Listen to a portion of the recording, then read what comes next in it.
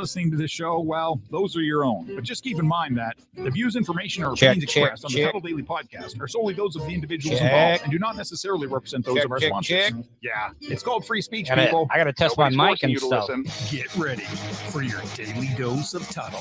The all-time greatest intern/producer we've ever had, of course, Tuddle. Tuddle in Florida. From the Hobo Fish Camp, it's the Tuddle Daily Podcast. No wonder nobody likes you, Tuddle. What's up? Everything's a Nelly goddamn Mandingo. Hey, what's up, everybody? Hey, evening, all. You know, I'm liking this. I'm really liking this. Getting the heavy hitters. Well, I mean, okay, here, Musty. Here, hold on. Let me check it right now. Dark Matt Steve's coming in. Here, I want to hear how this sounds.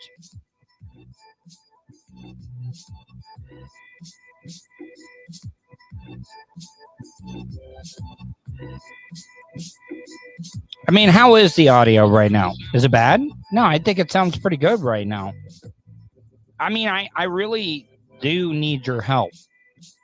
Whenever I'm doing the show, and if the audio like starts sounding crappy for any reason, I need you guys to like jump in. I really do need you to jump in and like tap me on the shoulder and like, yo, Tuddle, the audio sounds like crap. Fish on J is in here. All right, so it's loud and clear. All right, good. I'm sounding good. I got a great interview lined up. Here, let me see. I don't like going completely into learning a lot about the interview that I'm going to do. I'm going to read this to you, okay? I'm going to be talking to Harry Robinson. Iggy T's in here. I'm going to be talking about, I'm going to be speaking with Harry Robinson coming up at 7:30. This is what it says about me. My name's Harry, and I am a journalist, podcaster, and a documentary filmmaker from the United Kingdom. I focus mainly on subgroups in society, such as cults and religious sects, amongst other things. I'm only 21, but I've been interviewing these kind of people since the age of 15 now and host a well-received podcast.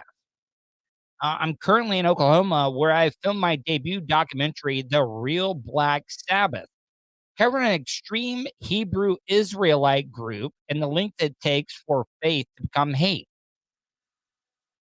No, not a new hair color. No, what is it? Does it look bad? I did shave, but I'm really excited about this interview. The Real Black Sabbath. The Real Black Sabbath covered an extreme Hebrew Israelite group and the length it takes for faith to become hate. I mean, that's something that I can like really sink my teeth into. So, I do have a story that I want to get into. And I know that a lot of people are going to get upset about what I want to talk about. But before I get into that, so today I was just sitting, I was working out in the Florida room. I was working out, trying to get pumped. Oh no, arms, I'm kind of faded out there, but my tan is looking really good. Like I'm getting a really good tan. But so this guy gets out of a car and it was like, I was like, oh, what is this? Somebody trying to serve me papers or something.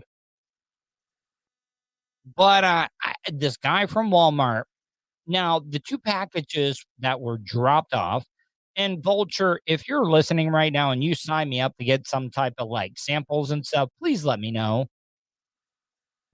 But they brought me these two things. What's up, Dark Matt Steve? What's going on, Dark Matt Steve? Oh, damn Tuddle. I mean, come on. This is yeah. Anyway, so I got this package from this random guy. It was from Walmart, had Walmart on the outside of it. There was no name on this package. There was no address. This guy took pictures of the packages, and he just left.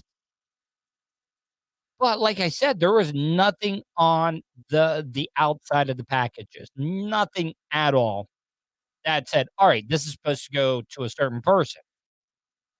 Now, as soon as I saw that, I wanted to go to other, like the neighbors, the front office. But if you find a wallet, and I'm sorry, I know that some people might get pissed off on what I'm about to say. Older people, they would be like, oh, yeah, that's my package. That's my pack. All right, well, prove that it is your package. Prove that it is your package. You ordered it, and prove to me that you did. And I'll be more than happy to give it up to you. Well, not my ass or anything, but I'll give up the package. But I also know that old people would be like, oh, yeah, that was mine. I ordered it. I don't know why you got it. Here, I'm going to show you. So the two things I got in the mail. Now, I don't want anybody to think, okay, so look at this. Well, that's funny. Look at that. The F and the O. I mean, that's a good green screen that I have. If you look at the F and the O, you can see that it's showing up on the green screen. Here, hold on. See, look. You can actually probably see me behind it. Can you? I don't know if you can. It's kind of weird. No, you probably can't. You only see the background because I'm not green. But I got this in the mail.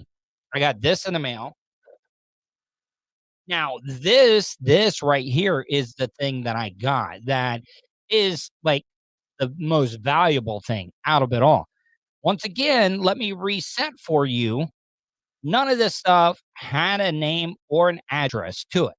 None of this had a name or an address. Look. Bam. I mean, come on, guys. That right there. Look at this. Look at this. It's a Mr. Coffee machine. That's the only reason, like, I'm not trying to, like, give up any of the info. Let me try to change the light. Some people were trying to say that my hair looked a little bit different. Those are good. Thank you, Iggy T. So, Iggy T. Iggy T says those are good. Now, Iggy T, let me ask you, Iggy T, would you, am I playing it right by saying that you really, I'm not gonna come out and go to the other people that are up there and say, oh yeah, hey, I got this package. Is this yours? Did you order it? No, I'm not gonna do that. I'm not going to do it. So let me reset for you people. So today I was out front working out, and this guy, Spanish guy, Hispanic, comes up to the front door. I see him drop the wait, my hair does look full grown gray. like, you know what? Now I'm looking at it. It does. Holy crap. You know why? Hold on. Man, that's bad. Is it because of the green screen? The green screen is making it look gray as hell. Hair does look full blown gray. I promise you it isn't. Here, hold on.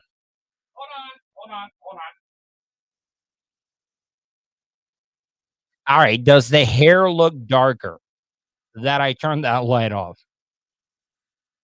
It does, but then I start getting lost in the green screen. I gotta have this light on. I really do have to work on the lighting, but my hair, Nelly Mandingo is right. Nelly Mandingo says hair does look full blown gray. You know why it looks full blown gray? Is because it's dry. It is dry because I didn't put product in it tonight. I guess I got to put product in it. No, I look, I can see it. It does look full blown gray. I mean, I think that's funny as hell. I really do. Something wrong at Twitch. Moving here for now. Oh, really? I mean, is everything looking bad? Like, if you're in the chat room right now, let me know if it is really bad. But I do have an interview coming up at 7:30. So the two things I got were the milk bones. If you can see the milk bones, and if you look, it's showing up in the green screen in the back. And when I got on there, because it's green. Oh, Twitch is fine. Okay. And I got this. I got this just sent to me out of nowhere. So those are the two things. All right. So I want to get into the news story. And if you guys want to comment on anything that I just brought up, you can give me a call, 407-270-3044. The Google Voice is open. So if you want to call and talk to me, it's more than welcome. Or you can email me, tuddle@gmail.com. All right. So the story that I want to talk about, there are two things. There are two things at the story that I'm about to play for you. About the woman who was hit and killed on Curry Field. All right, hold on. I'm going to get rid of this. I'm going to go full screen because I don't want to ruin anything. But what we have in play here is that there was a woman. She was hit and killed. She was hit and killed by a hit and run driver. Come to find out, he was on other substances. I don't know if he was high or he was drinking. But I really, really do think that this guy is a complete scumbag.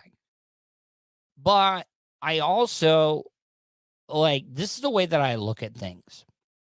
David Rivera, boom, look at that.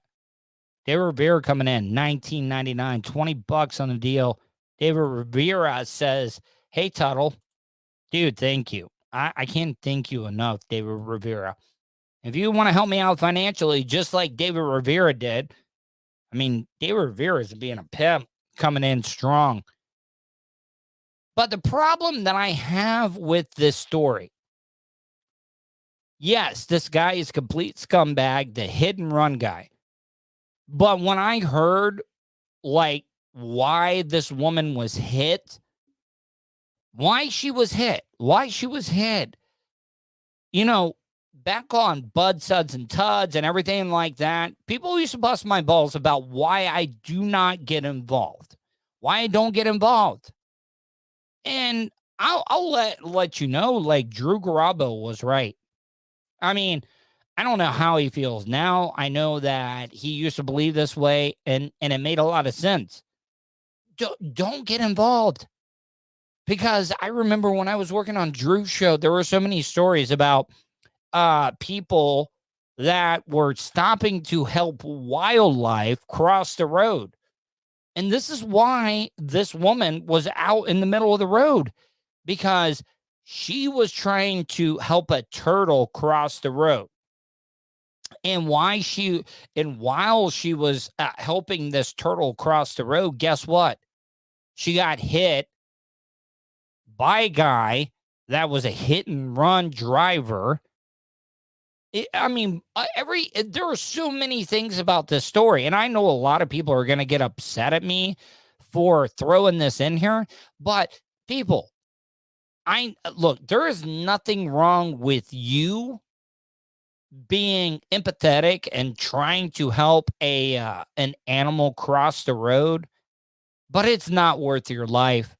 I'm sorry. It is just not worth your life. Road. State troopers say she was trying to help a turtle crossing the road. All right. All right. Sorry. Hold on. I got to rewind this a little bit. I do. Hold on. All right, guys. I know, this might be a reason why people do not like me. This happened in Orlando, and I know Michelle Imperato. Look at the curves. Come on. Hips don't lie, Michelle Imperato. Michelle Imperato. Look at the hips do not lie. Holy crap. Look at this. And the thing is that the program directors for WESH, I know, like, I don't want to be sexist or anything like that. But come on, man. Look at the hips. Look at the hips on Michelle. Come on, Michelle. Killed on Curry Ford Road. State troopers say she was trying to help a turtle crossing the road. All right. I'm not saying what she did was a bad thing. It's not. But is your life worth a turtle? I bet your family would say, fuck that turtle. Fuck that turtle. Let that turtle get run over by a 18-wheeler, a semi-truck, a box truck, hell, an economy car. They would rather have you here. Yeah, she was hit by that truck, Willie. She was hit by that truck. She was hit by that truck right there. But you want to know the reason why she was in the road? Because she was trying to help a turtle cross the road. This is a very, very tragic story. I'm not trying to take anything away from her death at all. All right. Well, I mean, here, I mean, cleans, whatever is it, later rich, cleans later rich. All right. Well, listen, cleans later rich. When you get a social media platform that you are now monetized on or you're a partner of, and you're gonna like talk about something that maybe is not cool, and maybe you want to cover your own ass. Yeah, maybe I am being a little bit too clean slate rich. Well, thank you, clean slate rich. And yes, I do admit Twisted Movie says, hey man, he likes hips. Well, see, maybe I don't even know like if it's on a delay or whatever. So maybe he's just seeing that part. Maybe it's just seeing that part and stuff. But I'm also trying to cover my own ass because of me saying, hey, this whole story would not be happening right now. Okay, so you're talking about the turtles. So yeah, you know, there's a lot of people that probably would think that I was being a dick because I was bringing it up that, oh, this woman would still be alive if she wasn't going out there to get the turtles. Well, I mean, you're up against Brent Hadley on Twitch. Oh, well, listen, I wish Brent Hadley nothing but the best. I mean, what is Brent talking about right now? Because I would love for Brent to come on. I'll, if you guys can find out from Brent, if he's not really talking about something, I would love to have him on. I'm about to have this interview coming up here, though, so I don't know how well that's going to, like, work out. But I'm going to get back to this story because I really think that I'm getting off course here. Meanwhile, the man accused of that hit and run went before a judge. West 2's Dave McDaniel is live at the Orange County Jail for us, where that driver was in court earlier today. Dave, what's the latest? Well, troopers continue to heap praise on the Good Samaritan in this case, saying that hold on. I gotta hold on. Nedley Mandinger wrote, my buddy was driving and hit some lady crossing the street. Everything but her arm flew over his car. He had to pull her arm off the grill of it. Oof, man, that's bad. I mean, clean slate rich. I mean, I appreciate the kind words, but I mean, I'm sure Brent's doing just fine. Samaritan provided such detailed, accurate information about the truck that left the scene and the damage to that truck that it led deputies. Okay, so you cannot hit and run anymore. You just cannot do it. Even if you're in a rental. I mean, do you realize all the links that people have to go to be able to cover up their identity nowadays? I mean, somebody's going to get the license plate of the rental. You're not going to be able to get away. They're going to be able to show that you were driving that car. Like, it's a lot harder to get away with a lot of these crimes. It just is. To be able to find the truck and it led to the driver being arrested. Count 1, hit and run, failing to stop and render aid. 30-year-old Miguel Vallero Gonzalez. Guilty. Miguel Gonzalez, guilty. In court at the Orange County Jail, accused of hitting a woman on Curry Ford Road and not stopping the truck he was driving. 57-year-old Virginia Oliva. All right, so let's put this into perspective. Maybe it's just because of me and my anxiety and stuff like that, if I hit a bump at all, or like, and I'm just not paying attention, we've all done it, right? We've all done that while driving, zone out. We've all zoned out. We have all zoned out, and we were like, oh man, did I just hit something? Did I just run over a homeless person? And then you just keep on driving. I'm not trying to give this dude any like leadway. The whole thing that I'm wanting to talk about is that the woman stopped to help a turtle. And if it wasn't for her stopping to help that said turtle, he would still be alive. I think it was a person, or was it a woman? I don't even know. It really doesn't matter if it's a man or a woman that got ran over. It was just somebody that was dumb enough to stop and try to help a turtle cross the road. You would still be alive right now if you didn't stop. Was killed. We knew her SUV had stopped on the road Tuesday afternoon, and now troopers say she was trying to help. And look at the back of that. Look at the back of that car. I don't know. Yeah, that's pretty bad. And if you were outside and I'm sure that she stopped right by the turtle. Come on. I see exactly. Dark Match Deep says the same thing, but did this turtle survive? That's great. Nelly Mandingo says you should send the family your coffee maker and dog treats. You know what? I'm willing to do that, but at the same time, I'm like, listen, you chose to help some dumbass turtle cross the road. And if I'm just being honest, it most likely could have been a tortoise that was trying to cross the road. And if you don't know, because you haven't lived in Florida, tortoises do not swim. Do you know how many people I've known that have taken pictures or video or whatever it may be, thinking that they're helping a turtle, they'll help it cross the road, and it might be somewhere near a place of water, that they'll throw the tortoise in the water thinking that they're helping the goddamn tortoise, but they're not. You know what? When you throw a tortoise in a body of water, you're basically killing it. Ian Hanna says, should they make it illegal to stop for animals? Ian Hanna, okay, no, you should not. You should not. But they should also teach you that if you stop to help a turtle cross the road and you get hit by some dumbass that's going to hit and run on you, then yeah, Willie Cogley says exactly how I'm thinking. She paid the price. Come on, it's plain and simple.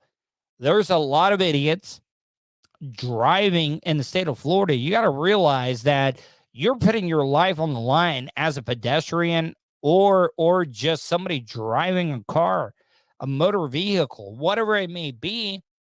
You're putting yourself on the line when you stop to help some dumbass turtle cross the road that you most likely would have mistaken for a water turtle, but it was a tortoise, and you threw it right in the lake. And now troopers say she was trying to help one of nature's creatures. The reason they were stopped in the roadway is they were traveling westbound on Curry Ford. They noticed a turtle. Remember that heavy fog, super fog story I covered?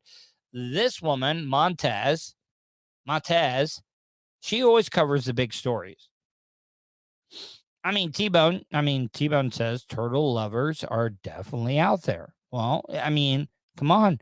This chick who is like the public information officer for the highway patrol the FHP, she's going to tell you exactly what I've been telling you, but in a way nicer way. On Curry Ford, they noticed a turtle that was in the roadway. She had turned on her emergency flashers, but being in the road. Okay, well, emergency flashers is one thing. Emergency flashers are supposed to be for people that are on the side of the road. I mean, yeah, David Rivera, you're right. Took a lick. I mean, hold on, look at this. Nelly Mandingo. So I don't want anybody to think that I'm the only person that feels this way. Nelly Mandingo says took a lick for one of nature's creatures. Oh, so maybe she like sacrificed her life for the betterment of a goddamn turtle. David Rivera says people need to use more common sense. T-Bone 67 GT Henderson writes F her. Now, I wouldn't go that far, but I mean, I get what you're saying. Willie Cogley says, I had a pet turtle for 27 years. He's still in the freezer now. Wait a minute. You know what? I gotta take this off. Hold on. Let me remove. I gotta add my my next guest. Harry, are you there? Hello, can you hear me all right? Yeah, I can hear you, Harry. I mean, it's a little choppy right now, but I mean, we're good. I mean, Harry, I gotta tell you, I've been really, really excited after reading your thing here. I was in the middle of a news story. You know what? Here, let me set this because you're a filmmaker. You take some angles that might not be Made her vulnerable to the tragedy. Pause. Let me set this up. Okay, so Harry, this is a story that I was in the middle of, and I want you to give me your honest opinion. Okay, Harry Robinson is on with me, and he's got this documentary, which I gotta give him credit for. Harry, do you realize that you put yourself in danger? And I'm sure that we're gonna get into this because I'm sure you maybe put yourself in a little bit of danger, but Harry, he did this documentary. It's The Real Black Sabbath, covering an extreme Hebrew Israelite group and the links it takes for faith to become hate. Now, Harry, I mean, I'm sure that had to like put you in a curious situation, right? Oh, definitely. I mean, when I set out to do that, I have almost a weird fascination with maybe like subgroups of society, and I've done quite a few interviews with cults and I love that Liverpool accent. And that Liverpool accent. Oh, thank you. Yeah, I know. I'm a big Manchester United fan. So you know, you being from Liverpool and stuff, that might be bad. Oh, we're gonna have to come to blows then on the radio show. but Harry, though, this chick, she got hit, and this guy hit her and ran. But she was out in the middle of the road trying to help a turtle cross the road. Okay. And some of these people were kind of upset that I had the opinion that like it sucks. The guy that hit and ran after killing her, he's a scumbag. We already know that.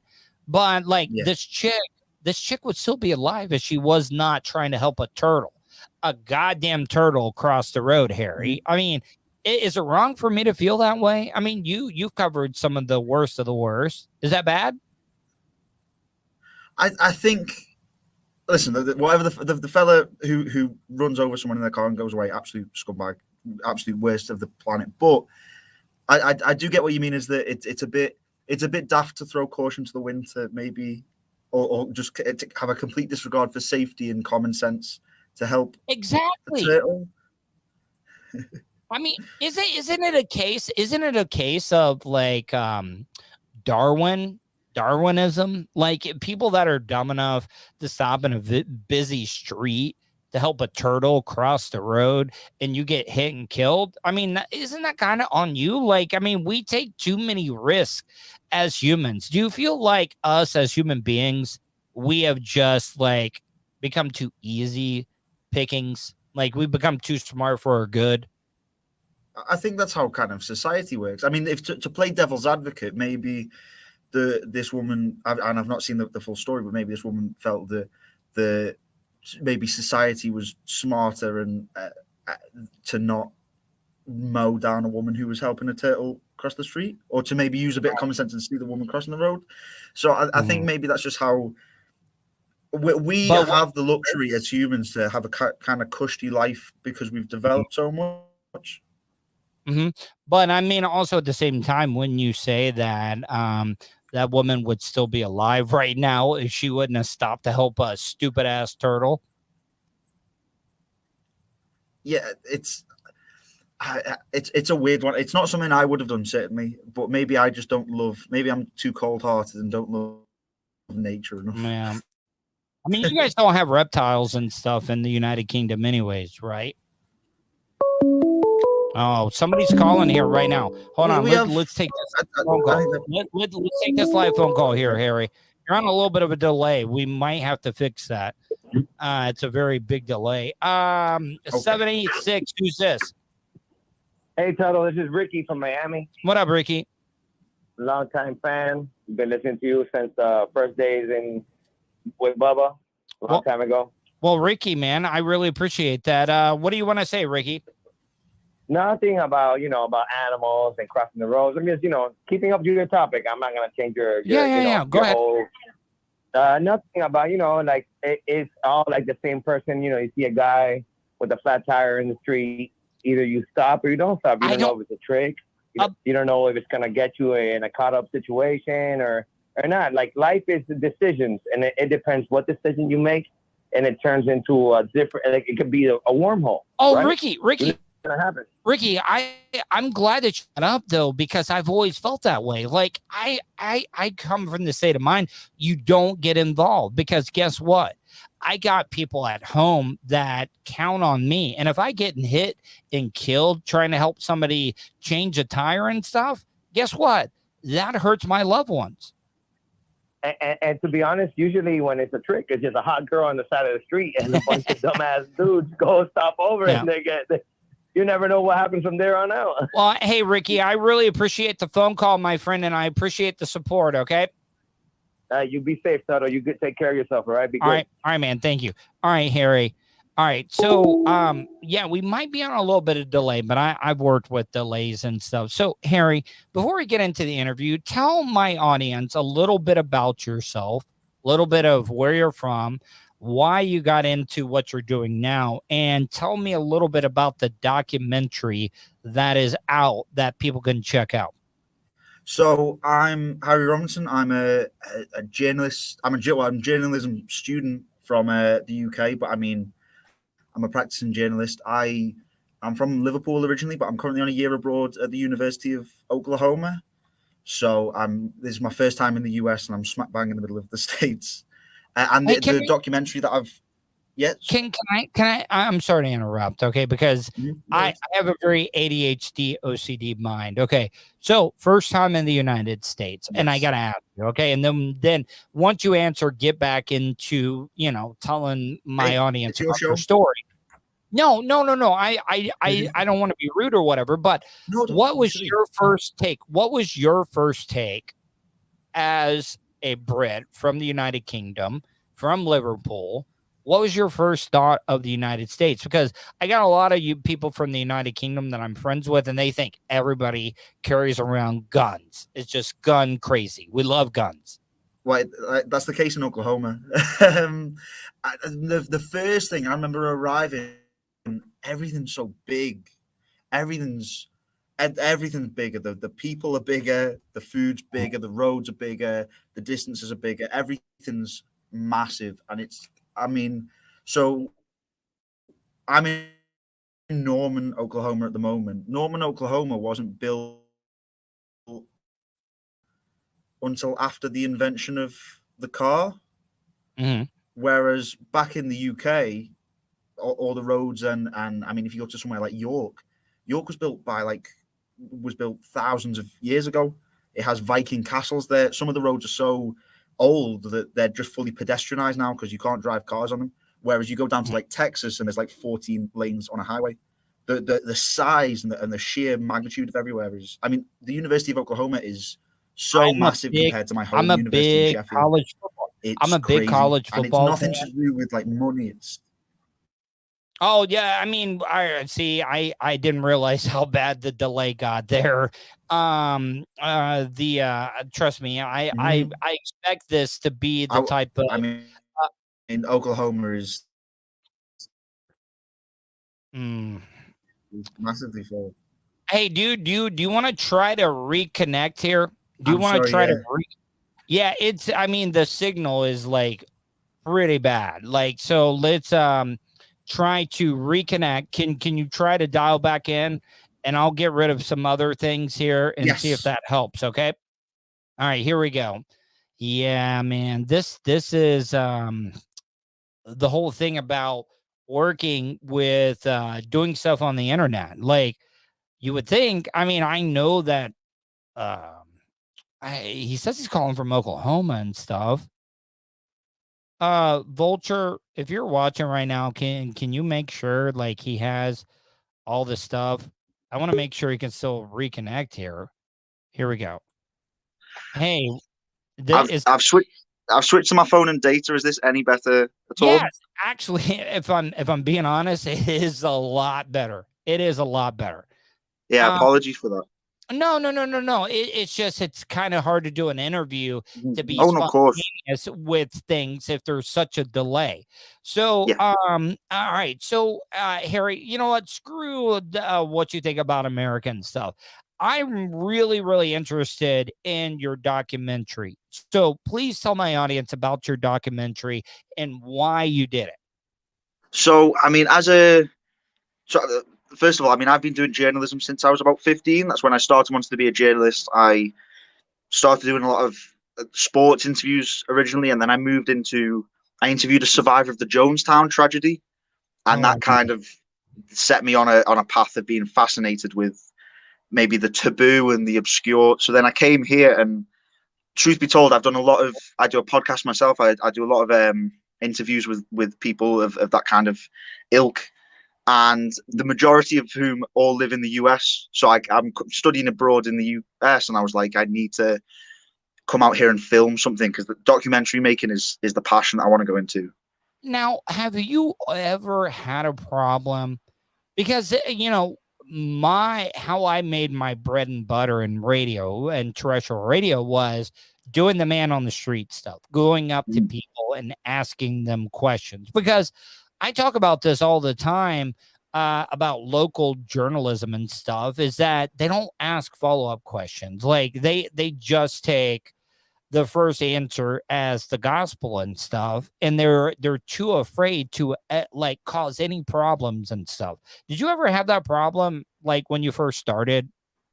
I think I 100% get what you mean. I think sometimes if you do that, it's almost like lazy journalism. I mean, like I was doing. I'm a part of a journalism class, and we'd have to go do vox pops. We'd have to go do voice of the people, man on the street stuff.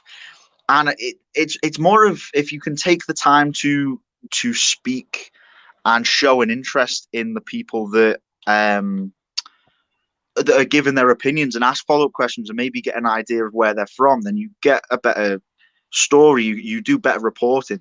Whereas if you like, I need to make my deadlines, you can just ask one question, get a soundbite, and then you're done. So I 100% get what you mean. I've always kind of listen. I don't get paid for the journalism that I'm doing at the moment. All the stuff I put in the newspapers is just to get experience. This documentary I made off my own back without any funding behind me. It's a passion of mine.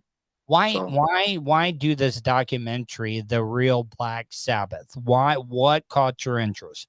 And tell my audience why. Like, what is it about? So, I mean, so when I arrived here, I wanted to do something to do with either cults or religious groups or something a bit more out there, because there's not a lot of that in the UK. And the reason, so that it's on a group called the ISUPK. They're a Hebrew Israelite group, and the reason they stuck out to me is because there is a group, an organization called the Southern Poverty Law Center, and they have listed official hate groups. They officially classify groups as hate groups. Is this a group, a hate group? So the Southern Poverty Law Center is like an organization, and the ISUPK are like the Hebrew Israelite group. But they made it official that the ISUPK were classed as a hate group. But in Oklahoma, the way the listing of hate groups goes, it's like white supremacist, neo-Nazi, and then it's this one group that is essentially they were originally classed as a black supremacist group. They're now no longer classed as a black supremacist group, but it's all African American men, or there's mainly men. There's a couple kind of Latino men in that, but they're essentially an anti-white group on the whole. And it stood out to me because I mean I've interviewed a neo-Nazi in the past, and that kind of stuff, and I mean the interview was more of a debate and a kind of chastising of this. Don't take this as a bad thing. This is actually my audience really liking you, that they would ask, because they know you're from Liverpool. Nedley Mandingo asks, ask Ringo if he likes Ben Shapiro or the Young Turks. I'm going to take that as a massive compliment because Ringo Starr was the best Beatle, and I'll die on that hill. Well, I mean, listen, you got to understand how Americans are, that if they're not busting your balls, or they're not trying to take the piss out of you, since you're from the UK, if they're not trying to take the piss out of you, then that you're being liked. If they're trying to get into, Will Cogley asked, is this group kind of like the Black Panthers? Well, I mean, see, that's an interesting thing. I make that kind of comparison in the documentary of the fact that the group aren't militant themselves, but they portray themselves as that. So they wear full kind of leather. There's one fella who has an AK-47 on a gold chain, like a little necklace. When I arrived there, they patted me down for weapons, and they give off this kind of vibe that they're have you ever shot a gun? Funny enough, last week was the first time I shot a gun, but I mean, it was probably the first time I'd seen a gun. Really. What did you shoot? I couldn't tell you the type. I shot a pistol, and then I shot. It was a pistol then. So I shot a big assault rifle as well with like a red dot sight. Oh, so you probably shot an AR-15 or something then. It was either AR. But so back to what Will Cogley says. I'm going to put it back up there. Will Cogley asks, like the Black Panthers. Now, a lot of people look at that, and you got to understand how groups are. I mean, if it's a bunch of Caucasians, they're going to look at a group like that as something that they need to be aware of. But also at the same time, you could understand why groups like this would be kind of anti-white as well too. You see what I'm saying?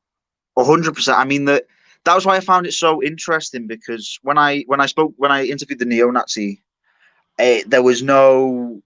Were they skinheads? There was no way I could go. Yeah, he was the head. He was the head of the Nazi Party of America. I think he's been arrested now, but he's been arrested a couple of times. I'm not sure if he's in prison or anything, but he wasn't a nice person at all. And there was what I kind of wanted to do. There's not a lot of that in the UK, because we have freedom of speech, but we don't have a constitution that protects hate speech. So there's not people kind of going around as neo-Nazi. But Harry, though, isn't that something that's shocking, though, that here in the United States that hate speech is protected here? I mean, did that what I mean by hate speech is that as long as they're not physically harming somebody, or they're not trying to stop somebody from making a living. You see what I'm saying? They're like God-given rights. It's okay here in the United States for you to hate somebody as long as you're not getting rid of their civil liberties, is what I'm trying to say.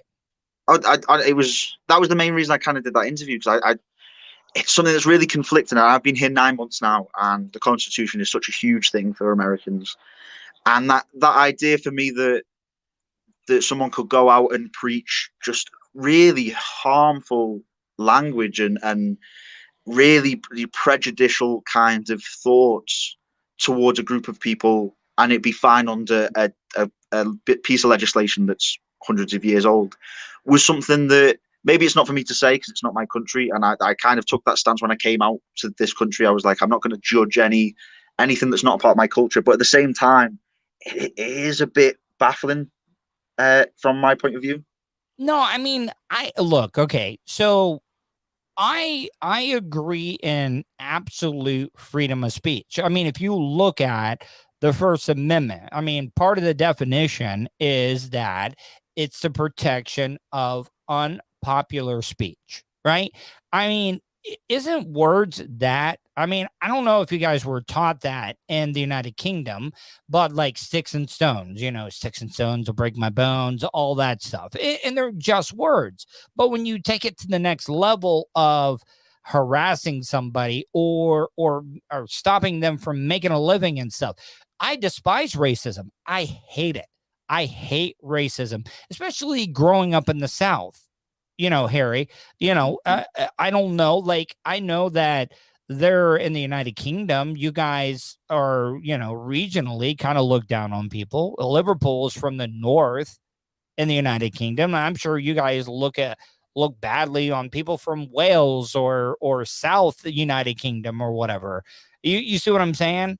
It's almost it's kind of the flipped, but I know what you're saying. Yeah, in terms of people from the South kind of look down on people up north usually. But yeah, I get what you're saying. Oh no, and the thing is like, I was married to somebody that was from New Jersey, the northeast of the United States. I was born and raised in Florida. People get like upset when I call myself a Florida cracker.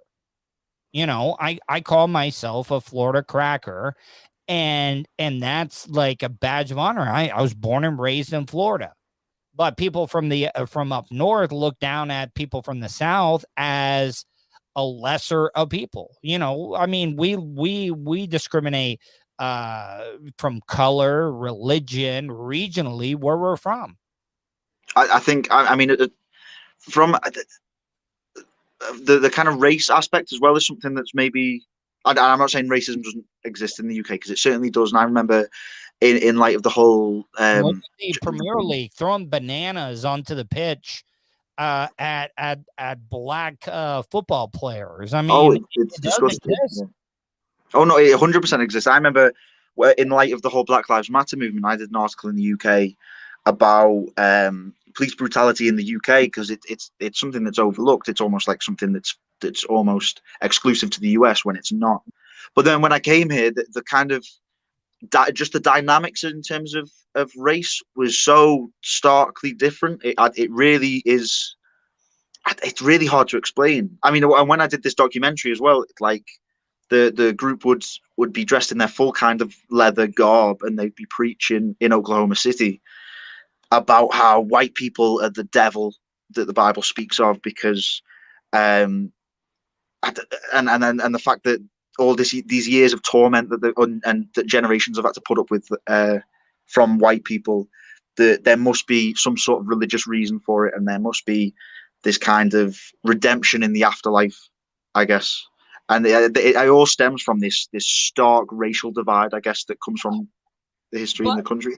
But Harry, though, how do you really think a lot of hate would go away if religion did not exist? Like, I mean, I think a lot of hate, I think a lot of evil that happens in the world is because of religion. And I don't look down. I'm not trying to paint with a broad brush and say that everybody that's religious is bad. But I mean, there's a lot of bad things that come out of religion. And I think hate, I think pedophilia, a lot of stuff like that happens because of religion. Listen, I'm full disclosure, I'm not religious in the slightest, but I'm fascinated by religion, mainly through this kind of stuff. And one observation I made, it relates back to the Black Panther thing, is that the kind of fight for equality and the points made due to racial points, in terms of like, we've been quashed for so many years, we need kind of this comeback and equality and stuff like that, and everyone nods in agreement. But then they'll go on and say a religious point or something that stems from religion, and it's something like that all homosexuals are abominations, and then it's immediately this disagreeable thing that's just abhorrent to say, but it's just so juxtaposed by something that's agreeable. So it's like, whilst I was there, they tried to make me kiss their boots. Whoa, hold on. Wait. Let's back up here. Okay. All right. So did this happen while you were filming this documentary, right? Yes. Okay. So did they know you were from the United Kingdom? Yes, so they knew I was. This was. I mean, we'd originally they made me meet them in a children's park to be like away from everyone, I guess. And I was interviewing Captain Yugawa, who's one of the leaders, and Ayash Kabalodge is one of the other leaders. Say his name again. So they pick Hebrew names. So his name was Captain Yugawa. Okay. And it means fist of God or strength of God, I think, in Hebrew. And it's the equivalent of like getting rid of their slave name. That's what they called it. So he refused to tell me his original name. All right, so they asked you to. Okay, so let's back up here a little bit. They asked you to. They asked you to kiss their boots out of like as a like reprimands or just like of what the whites did to African Americans. Like it was specifically as like reparations for slavery. It was like to say sorry for slavery. And they get a lot of people to do it. There's loads of videos online of people getting down and kissing the boots. And I spoke to officials, and they, or like people from the Southern Poverty Law Center, and they were like, it's people usually with a lot of white guilt that will go down and do it.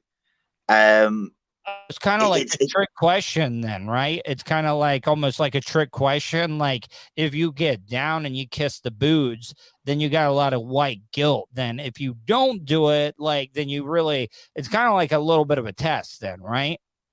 Exactly. But it's like for the people on the street who are maybe getting shouted at by these street preachers, you to say no to kissing the boot, then it's like you are saying, oh well, I think slavery was a good thing, or that's maybe how they pose the question. And then what will often happen is that they kiss the boot and then they still go, but this doesn't actually make up for it, we just made you kiss the boot.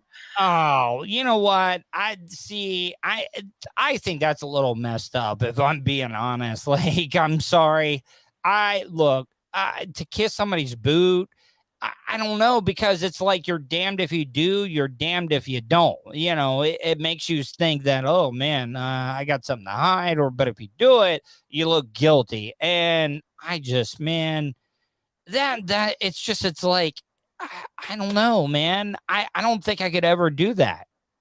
Yeah, it's. I mean, I won't say what I did because it's a main point in the documentary, and I don't want to.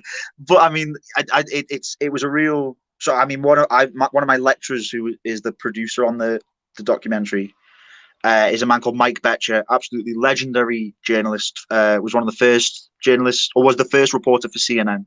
Yeah, he's won 6 Emmys. Absolute legendary journalist. And he said, "Oh, never in my years have I seen anything like that." Harry, would you be willing to take some live phone calls if people? Yeah. Okay. If you want to give a call and you want to ask Harry, he's got a documentary out. We'll talk about that here in just a few seconds. But if you have any questions for Harry, you can give me a call here. It's on the banner if you don't hear what I say, but it's 407-270-3044. Once again, that is 407-270-3044. I'm talking to Harry Robinson. He is a documentarist. Now, Harry, if people want to check out this film, where can they check out your documentary? So at the moment, it's currently, so it's been nominated for an award at the Oregon Documentary Film Festival. So if anyone's in Oregon or Portland, very liberal area, I think the people will love it there. If anyone's in Portland, April 23rd, there's a documentary film festival on, and it will be shown there, and then it will be released. So after that, there's rules in terms of having things premiered at film festivals, in that you can't really premiere it beforehand. They want them to be premiered first. So I mean, if anyone wants to keep in the loop as to when it will get released, it will be sometime this year. My Twitter is RobOHarry, so RobBoHarry. Hey, Harry, did you since you've been over here, have you met any of the darker skinned women? Any of the did any of the African American Israelites or the Hebrew? Like, did they like come on to you? Because I'm like, again, I mean, you got red hair from Liverpool. You're a ginge from Liverpool. I'm not a ginge. I'm brunette. I've just got a nice light on me.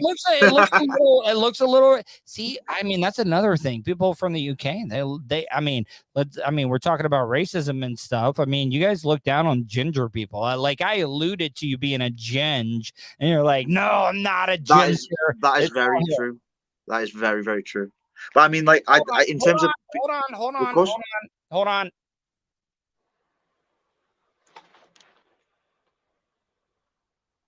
Do I need to entertain the crowd on my own? How did the moon cut his hair? Well, no. I mean, somebody claimed the stuff that I was talking about at the beginning of the show. I mean, we had these packages that didn't have any address on them, and it was kind of like, they just delivered it to us, and I didn't open any of it up or anything, but it was like it didn't have any name on it, Harry. So I was like, okay, I'm gonna wait. I'm gonna find out, and somebody did kind of claim it. Matter of fact, it might have been somebody that was watching this very show. Who knows? But Harry, I mean, you guys look down on redheads and stuff. Yeah, that is very true. I mean, like, yeah, that's the kind of main playground bullying, I think, is on gingers. Oh, so any African American women? Like, I mean, did you meet any? Like, did you get any numbers, any digits, or anything? Well, I mean, I have a very beautiful girlfriend back home, so I mean, whatever. What I do, I'm a great wingman for my other British friends who helped with the documentary. I just tell people, oh, he's from where the Queen's from, and American women will love that. All right, so Harry, what is the main thing that you want people to see from this documentary for the people? Like, what was your main goal when you set out to do this documentary? I want people to be morally conflicted as much as I was when I was making it. I have a very strong belief that if you are setting out to do a documentary, in terms of I was a journalist in front of the camera, I am on the documentary, that if you are with a group of people that are controversial, and I mean, I don't agree with their views, especially views on kind of the LGBTQ community and stuff like that, but you can be almost like a neutral observer and humanize them a bit, and then it makes you very morally conflicted, because it's like, does all the oppression that these people have had through decades as black men, does that warrant, or does that give them a pass that they're then hateful to another group? I don't know. It's an interesting conflict that you don't need to have the answers for, but it's an interesting thing to think about.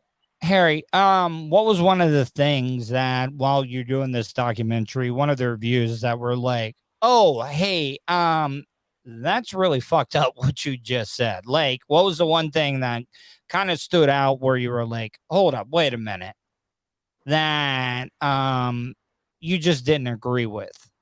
Well, there was a couple. They have a big thing in terms of ancestry lines, and in terms of that you are only the race that your father is, or your father's father. And I mean, I don't understand how they go back. So if you had a black mom and a white dad, then you were considered Caucasian? Well, that's a thing. So there was a story I was told on the documentary of a black woman who wanted to join the ISUPK, but her son had a white father. So they told this certain branch, not the branch that I spoke to, but they told the mum of the child to give the child up for adoption because he's not one of them. He's a white child, despite the fact that the child was mixed race. Yeah, Willie Cogley says, good question, Tuddle. And then Twisted Movies, this will lead me to this question, says, people raised by hate tend to hate as adults. Mm-hmm. So from these documentaries that you've done, do you believe that people are born racist or not born racist? Do you think they learn to be racist? I feel it's entirely nurture over nature. I spoke to a very, very lovely girl called Danielle Phelps, and I did a podcast with her if anyone's interested. But Danielle Phelps grew up as a member of the Westboro Baptist Church. Oh, there was that too. Move. Well, she was Fred Phelps's granddaughter. And there's photos of her with signs, saying the word that I'm not going to say on a broadcast. And saying all this. I'm glad. Yeah. Yeah, and they say the F word, and a lot of a lot of horrible kind of stuff like that. But she herself is lesbian, and she was, but she didn't understand what she was saying. So, and then she's now left the church, and she, ironically, she was both lesbian and in the military, which is the two things that the Westboro Baptist Church hate more than anything. I've never understood why, like, they were able to say those type of things. And look, I get people that don't support the military and stuff. Do I agree with them? No. But also at the same time, why would you hate the military? The military are the ones that are out there fighting for your right to be able to do this as a person, right? I mean, do you look at it that way? Well, but their belief was that anyone who, and I'm paraphrasing, their belief essentially is that the rapture is going to come. So that anyone who dies before the rapture is going to hell. And soldiers, so it's not really soldiers in general, but it's the fact that soldiers die. So the soldiers that get shot, they must have been going to hell. They must have been bad people. So let's protect them. If they would have been good Christians, then they would have, God would have stopped those bullets that ended up killing them, kind of, right? Kind of, but they would have to be members of the Westboro Baptist Church. They believe that they were the only people going. So if there was a member of the Westboro Baptist Church that was in the military, then it's a bit different, but there wouldn't be one. Exactly. I mean, isn't that how religion works? Like, it kind of like people choose religion that's convenient on how they want to live their lives. I mean, isn't that kind of how it always has been? Well, I mean, it's also kind of like a lot of people believe it's almost like an evolutionary thing in terms of back in the day, you needed one, especially in the UK with like a monarch or in around Europe, religion was pushed on people as a form of control. And then if you go further back, there's, people kind of developed. Yeah, exactly. And people kind of developed religions and believed religions because it gave them something to hold on for. Whereas now we're at an age where you can live a happy life without having a faith to have to fall back on. But people still hold on to religions because they enjoy their religion. So then it creates this weird dynamic where you have atheists and you have agnostics, and there's more of a spectrum now. How did you feel about like your tax-paying money and like your family and stuff? Your taxes went to pay for the extravagant lifestyle for a monarchy that really had no say on the laws that are made. Like, I mean, come on. I think I don't know, like, until I'd lived that lifestyle, I don't know, like, if I'd be cool with that. Like, why am I giving money to a bunch of rich, entitled monarchs that think just because of their bloodline, they're deserved it? I agree. The part of the country that I'm from isn't, as a stereotype, isn't a massive fan of the monarchy. And I mean, a lot of people are, a lot of people aren't. I remember when Prince Philip died, I wasn't bothered really, but people were. Then you get the people like, oh my God, Charles is getting married, and then Harry's getting married, and they're like all like marking out like, oh my God, we gotta go, we gotta make sure everybody knows we're watching the royal wedding. I mean, people who turn up outside Buckingham Palace when there's been a royal baby, I would maybe try and find something else to do on your weekends. All right, Harry, before we go, well, I mean, you're kind of, named, I mean, come on, you know what? Your name's Harry. Maybe that's why I thought you were a ginge from the, but so Harry, before we go, tell my audience once again, is there anything my audience can do to help you out? When it comes to these film festivals, can they vote for you? Can they help you out in any way? If so, please tell them how they can do that. Well, I mean, firstly, if you're in Portland or in the Oregon area in April, feel free to come along.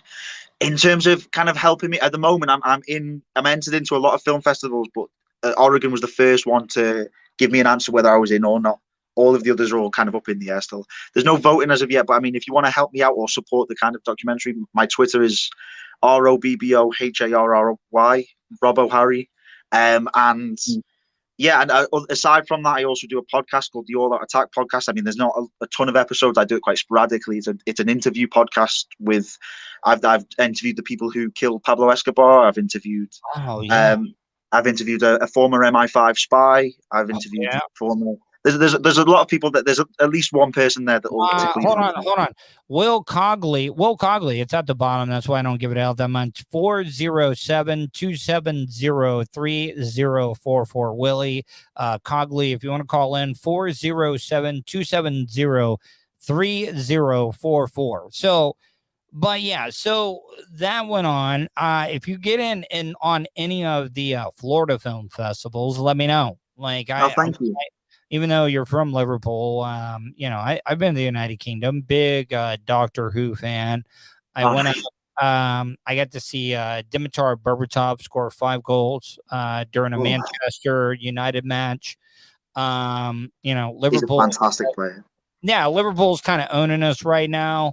But I think we're, when we get that Dutch coach, Erik ten Hag, I think we're going to be, or Hag, I don't know how you say it, but I think he's going to be great.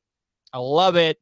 And just trying to, kind of like stretch a little bit, waiting for Willie Cogley to call in. But if Willie doesn't call in soon, but Harry, what I'm going to do is I'm going to post all the links, because I also know my American audience, they're probably going to be like, oh, what the hell did he say? I don't know what the hell I heard. Robinson. I've had that for the past 9 months, don't worry. Even though I've been watching a lot of Peaky Blinders lately, I've been watching Cillian Murphy while he's been playing Thomas Shelby and a part of it.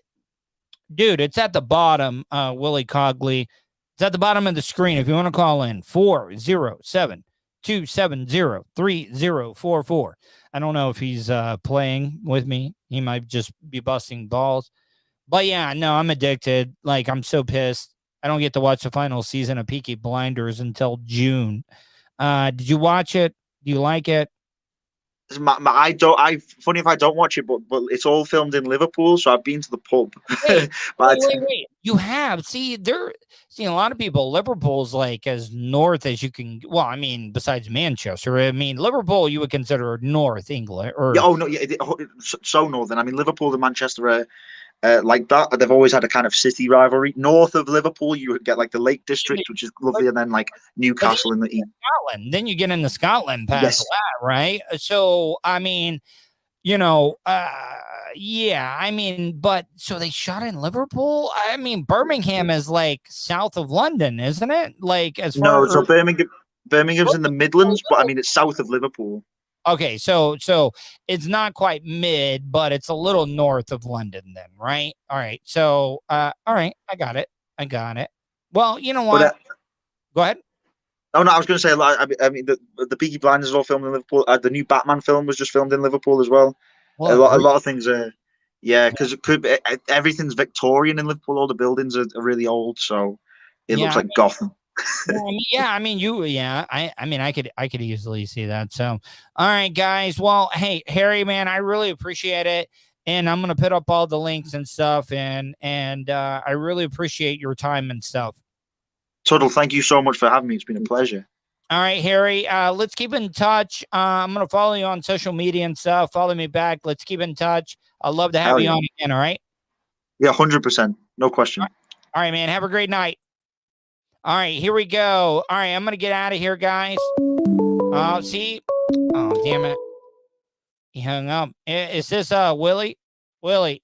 Yep. Hey, what's up, buddy? I just got rid of the guest, but I would love to hear your comment.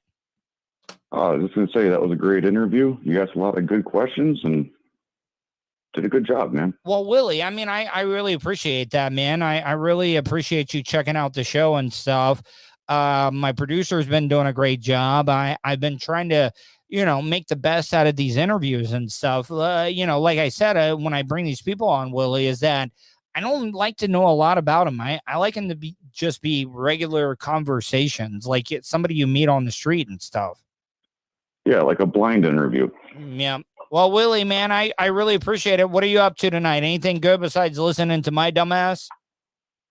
Doing some stuff around the house. I couldn't call earlier because of power tools. So I'd probably piss you off. Oh, so what's the home improvement you're working on?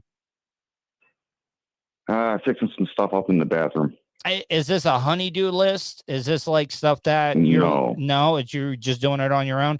I mean, a lot of times guys get into home improvement stuff because they're old ladies and stuff.